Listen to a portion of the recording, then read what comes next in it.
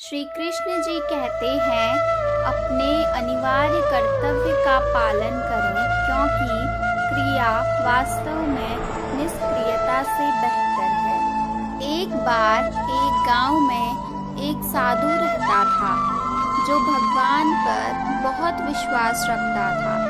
एक बार वह साधु पेड़ के नीचे बैठा था और भगवान को याद कर रहा था, तो अचानक वहाँ बाढ़ आ गई। चारों तरफ पानी ही पानी।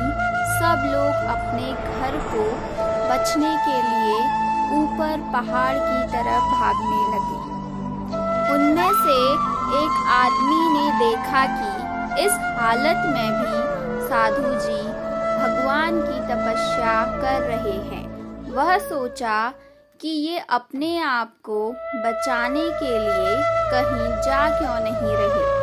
तो उसने साधु से बोला, अरे आप कहीं जा क्यों नहीं रहे हो? आप भी मेरे साथ ऊपर पहाड़ की तरफ चलो, नहीं तो डूब जाओगे। साधु बोले, अरे हमें क्या होगा, मैं भगवान की इतनी तपस्या करता हूँ, मुझे कुछ नहीं होगा, मुझे भगवान अपने आप बचाएंगे। धीरे धीरे पानी साधु के कमर तक आ गया और अब लोग वहाँ से नाव लेकर निकलने लगे। तो उसमें से एक ने साधु से कहा, अरे पानी आपके कमर तक आ गया है, आप हमारे साथ चलो। तो साधु ने कहा कि नहीं नहीं, भगवान मुझे अपने आप बचाएगा। और वह नाव वाला भी वहाँ से निकल गया। कुछ देर बाद पानी इतना बढ़ गया कि साधु के सर तक पहुँच गया और अब लोगों को बचाने के लिए हेलीकॉप्टर निकलने लगे। एक हेलीकॉप्टर साधु के पास आया, जो कि आखिरी हेलीकॉप्टर था। साधु के पास नीचे रस्सी फेंकी और बोला, इसे पकड़ो और ऊपर आ जाओ, नहीं तो आप डूब जाओगे। यह आखिरी हेलीकॉप्टर है और आपके पास में दूसरा कोई रास्ता ही नहीं है बचने के लिए। साधु ने कहा, यह रस्सी वापस ऊपर खींच लो और आप चले जाओ।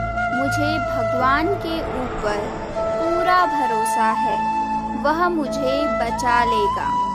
पानी काफी ऊपर आ गया, पेड़ डूब गए और साधु की भी डूबने से मौत हो गई। मरने के बाद साधु भगवान के पास गया और बोला, हे भगवान, मैंने पूरी जिंदगी आपकी तपस्या की, मेरा सारा जीवन आपकी आराधना करने के लिए लगा दिया, फिर भी इतने भरोसे के साथ इंतजार किया कि तुम मुझे बचाने आओगे, लेकिन वहाँ मेरी डूबकर मौत हो गई और तुम नहीं आए, ऐसा क्यों? भगवान बोले, मूर्ख इंसान, एक नहीं 3 बार आया था, वो तीनों बार में ही तो था। पहला पैदल, दूसरा नाव के द्वारा और तीसरा हेलीकॉप्टर के द्वारा, लेकिन तुमने मेरा एक भी अवसर पहचान नहीं पाया। पता नहीं किसका इंतजार कर रहे थे। इस तरह से जिंदगी में हमें ऊपर वाला बहुत से मौके देता रहता है, लेकिन हम सब उस मौके को ठुकराकर पता नहीं किस चीज का इंतजार कर रहे होते हैं कि वो होगा तभी मैं करूँगा।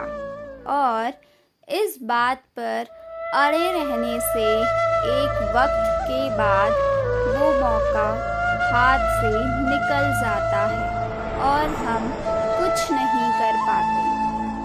तो किसी भी अच्छे समय का इंतज़ार मत करो, जो भी करना है से शुरू कर दो।